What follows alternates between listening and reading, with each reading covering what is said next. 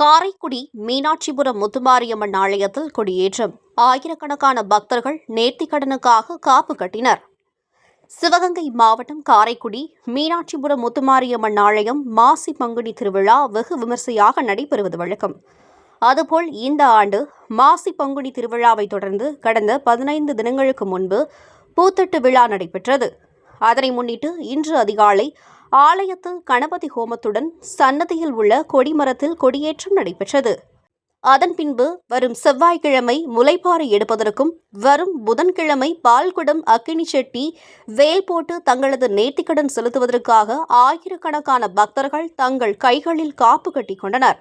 இந்த ஆண்டு ஞாயிறு மற்றும் புதன்கிழமைகளில் சுமார் 2 லட்சம் பக்தர்கள் பால்குடம் மற்றும் அக்கினி சட்டி வேல் குத்தி தங்களது நேர்த்திக்கடனை செலுத்துவார்கள். அதற்காக காப்புகளும் தயார் செய்யப்பட்டு இந்து சமய அறநிலையத்துறை சார்பில் வைக்கப்பட்டுள்ளது. இந்த மாசி பங்குனி திருவிழாவிற்காக காரைக்குடி வடக்கு காவல்துறையினர் மற்றும் ஊர்காவல் படையினர் பாதுகாப்பு பணியில் ஈடுபட்டு வருகின்றனர்.